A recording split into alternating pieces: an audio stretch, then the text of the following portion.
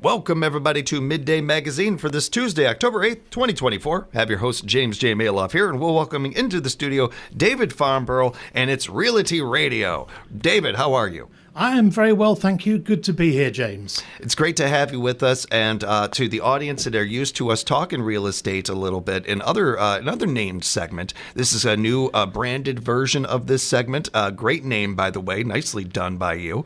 Looking forward to this, David. And one thing that I've talked about with real estate many times, that I think the biggest thing I learned is that real estate is such a reputation business, and how much of your reputation relies on this. And when it comes to being a new business starting out, I can only imagine that has some things that you have to do to accomplish to get there. But it has to help when you come in with an established reputation already, a solid reputation already with doing this. So one of the things I want to dive into with you, David, is now how that reputation plays into starting a new business and what it takes to start up a new business in this game, in the real estate game. Absolutely. Now, as realtors, we do invest quite heavily in advertising. And some of that is obviously marketing ourselves as real estate companies, but also, of course, marketing the homes that we're selling. Now, the thing that has surprised me somewhat is how much of my business has not come through the advertising I've put out, but just through my personal contacts. And as you say, this is all about reputation. So, over the years since I've been in Wisconsin Rapids, I have built a reputation through other businesses I've been involved with. I have been involved with newspapers, I've been involved with photography, and I've also been involved with a lot of non-profits, volunteering and being on the boards. And all those things have helped to get people to know me personally, so that they know that they can trust me. And trust is really very important. I think that's a great note on, certainly if you were, I look at the real estate agencies that you trust out there, look at the people that you trust out there. Oftentimes you don't just know them from their business. You know them because they're on a board, or they volunteer at an event, or you see them at local events or anything. It adds to the business. It adds to your reputation. That's a great point on that. And it speaks to the trust that we have, whether it's subconscious or not, in this industry and the people that we work with in it. And then there's, of course, the things that you mentioned were very well noted. And then there's word of mouth. That also is a big part of this. And there's another one where that word of mouth gets spread a lot more if you're seen by more people, if you're known by more people in the community.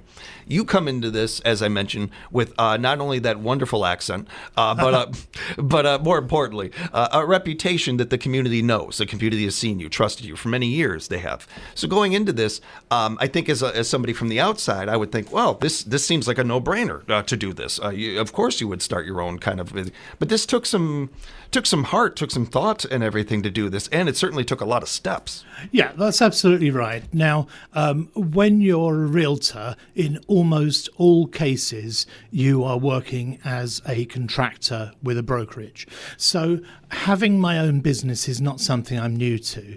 I first started working in real estate when I was 18, back in the 1980s. I remember them. And high interest rates were a real problem then.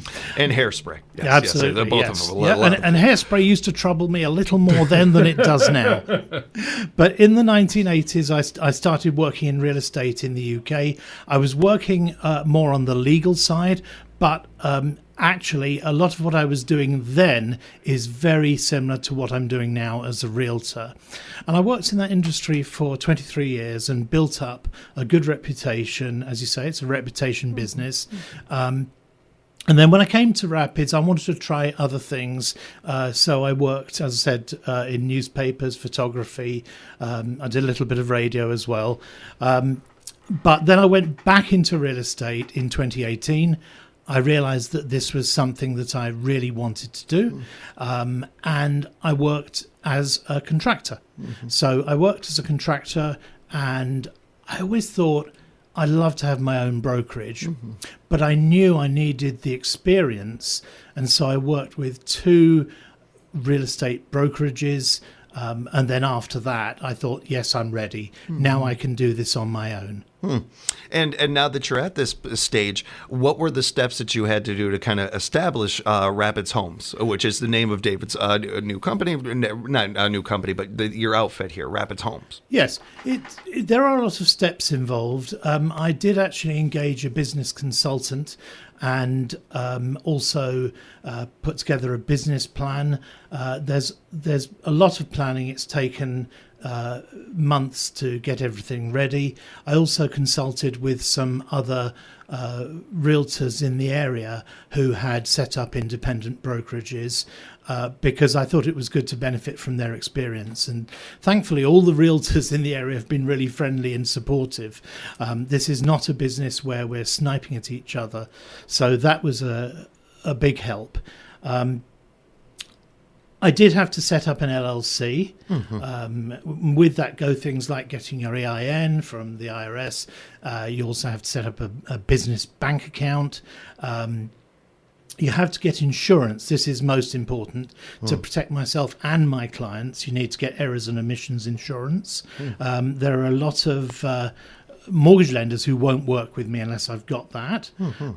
I had to get a brokerage license from the state. So I've already got a real estate salesperson license. I've got my real estate broker license, but I needed a third license for the actual brokerage. It's a lot of licenses in the wallet. That's a lot. It is. And that was perhaps the most frustrating thing because I couldn't apply for that until I'd left my previous brokerage, and they were not the fastest to deal with at the state of Wisconsin. So that was something I had to do. There's been a lot of changes I've had to make on websites. So I've had to go into all the official websites, so the National Realtors Association and the State Association. I've had to contact them and have those changes made by them.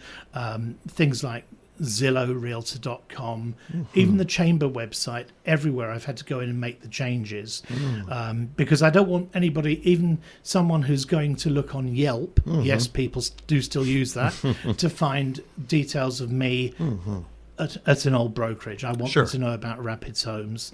So there's been a lot of planning with that. Also, I've had to put together marketing materials, had to create a logo. I did that initially myself. Then I worked with a colleague who's a designer, Steve Livernash, who's great at those things, and he helped put the finishing touches, get just the right colours that show up on the signs. That's another thing. I had to have the signs made, business cards. I had to get a whole load of lock boxes from the Central Wisconsin Real Estate MLS.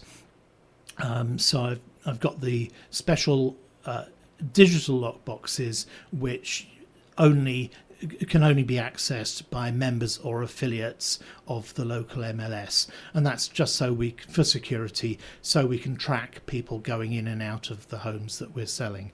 So yeah, there's been a lot, and I'm pleased to say I've had a lot of support from my wife, my family, from the Chamber. I know you were just talking to them, and they've been absolutely wonderful, but also from my fellow realtors, and that's really heartwarming.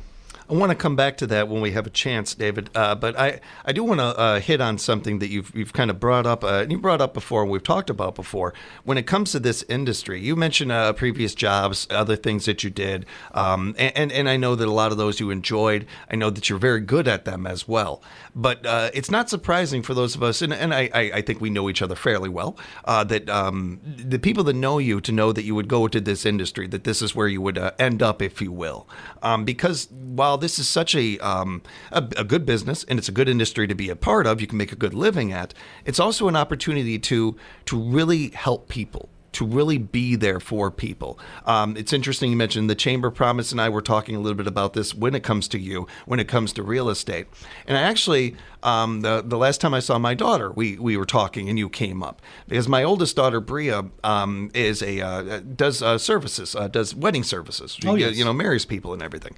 And she does this not really for a religious reason, but more so she loves being a part of people's special day and just being kind of like a fly on the wall in a way, and bringing people together and some of those things. And it made me think of a lot of what you've mentioned about real estate.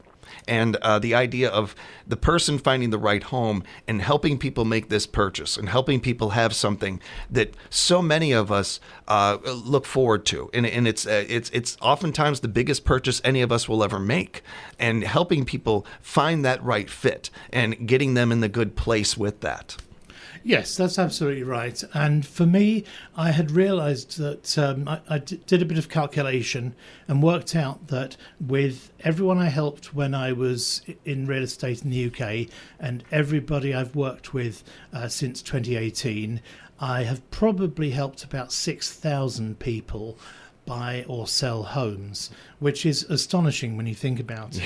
Yeah. Now, it is, as you say, the biggest investment most of us will make in our lives. But it's not just a financial transaction.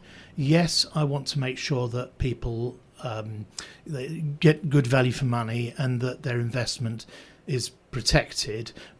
But it's more about people's life changes. So every house move is usually for a reason that's unconnected with money. Once in a while it's money motivated, but most of the time it's because people need an extra room, they've had an extra child, or they're downsizing, or maybe it's their first home.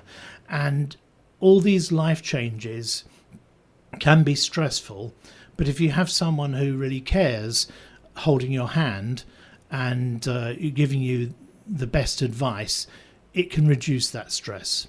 I mentioned the reputation part of this business. In part, for one, it's a way to start the show. I'll admit that. But it's also such an integral part of all business. All business is a reputation business, really, when it comes right down to it. But this one is a little more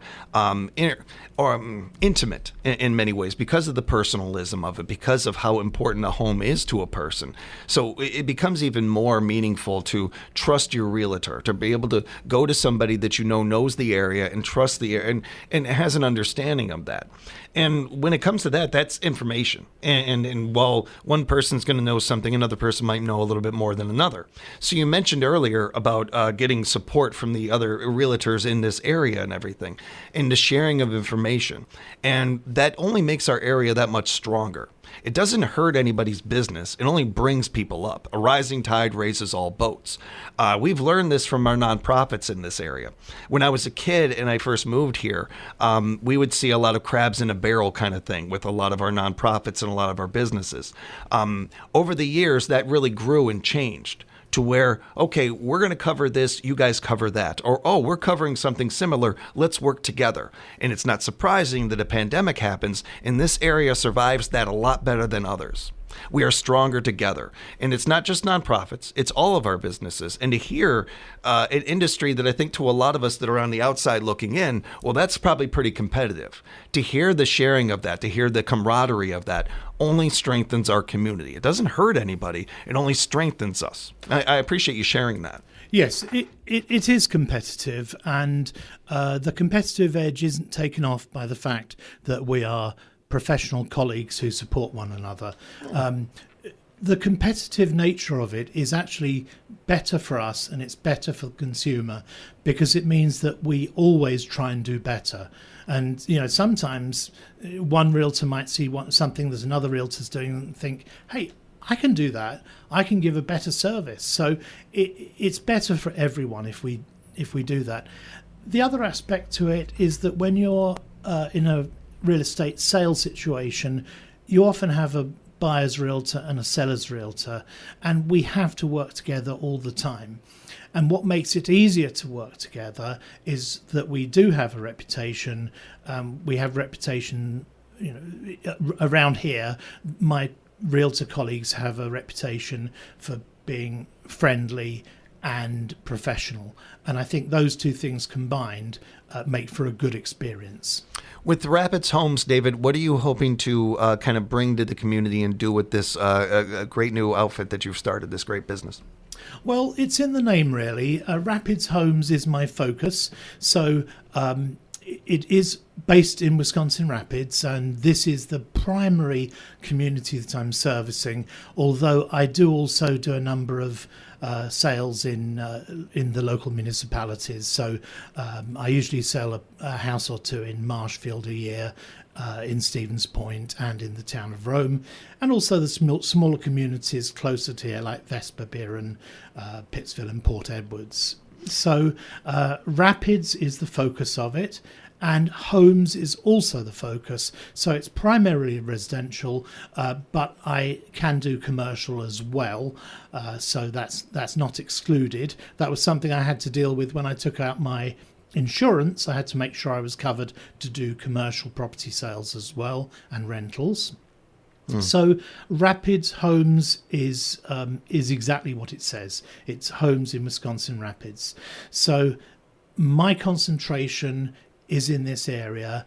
I do know the area very well. Even though I sound like I've just got off the boat, I have lived here now for 16 years. I know the area and its history very well. I know which areas might give you a house that's more affordable. I know the history of the houses when they were built.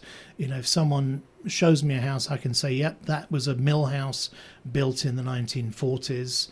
I can say, yes, I can tell by looking at this house that it's a prefab built in 1970, or I can tell if it's something that was built in, more recent times, and, certainly what I need to look out for in terms of potential problems. Yeah, it's not just a great name; it's also a very tells you exactly what David's focus is, where he's able to put his microscopic focus onto when it comes to getting you the home that you're looking for here in the Rapids area. You mentioned the chamber, David. I did want to take a second to just touch on that because when Promise was in, we brought you. You were Rapids Home is their business of October, so we were talking about that a little bit. And she was mentioning that you've been a chamber member before and for a while, and I always like to give a chance to let people, chamber members, touch on why they are a chamber member and why they continue to be a chamber member. Yeah, initially I joined the chamber as an individual, and it was before I started any business. I would love to go to the events. It was a very good way to network. It was a good way to get to know people in the community. And then when I started my first business here, which was photography, it was useful to expose my services to other businesses in the community, and also to other people who weren't necessarily businesses but who could use my services. I do think the chamber is very good value for money. Just this month, or in the last couple of weeks, I've had a ribbon cutting, and I'm Business of the Month, so I really can't complain that, that they're not giving me wonderful service. But even without that, there's so many things. I think every month of the year they have an event, and it's probably more than that because they usually do one of their business after hours every month, and they have other things less frequently, like the downtown Grand Affair, and today we have the Business Expo. Yeah. There's just so many opportunities. When all the things David said, 100%, along with the idea, David, of showing that you support your community, that you're a part of the community, and being a chamber member often does that. It shows I'm supporting local, I am a part of local, and this means something to me. So all the things you said, along with that on top of it, and it can encourage people enough to be a part of the chamber and reach out to the chamber to find out more. David, with your business, if people want to contact you, or do you have a website up yet? Are you on social media yet? Yeah, actually I have two websites. The one I've had for about 5 years is rapidshomes.com. And when I was thinking of a name for the business, I thought, well, why don't I just use the domain name I've had for a long time? I spent a lot of time racking my brains trying to think of a good name for the business, and I thought, well, I've got it already. rapidshomes.com. So you can find me on rapidshomes.com, or you can text or call 715-323-8594, and you can also find me on the chamber website because I'm on there.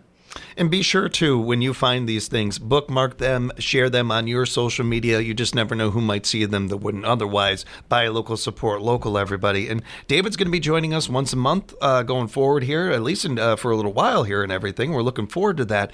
And one of the things that I think we have an opportunity with this to be able to do, David, is really dive into topics involving real estate that we don't always get a chance to. We don't always find the time to or the ability to. One of the things that I wanted to be able to get into with you that you brought up in our notes is AI on real estate and how that affects real estate going forward. I think we could use some time on that one. We've got like seconds left for this one. Yeah. So I would love to get into that with you in the future. I think that's a really interesting topic. Yeah, that is something where we can really enhance the service that we give to the public, and I do think it is something that merits a longer discussion time. So yes, maybe I'll come back next month and we can talk about it. It seems like a deal. All right, we'll do that. I'm looking forward to it already. Always look forward to you being in studio and hanging out with us, David. Thank you so much again for the time. One more time, if you wouldn't mind, how can people get in touch with you if they would like to find out more? Well, they can also find me on Facebook. I'm under David Farmbrough Realtor. Very easy to find with a quick search. Thanks for the time, David. We'll talk again real soon, and we'll have another episode next month of Realty Radio right here on 97.5 FM, 1320 AM, WFHR. We are locally grown radio.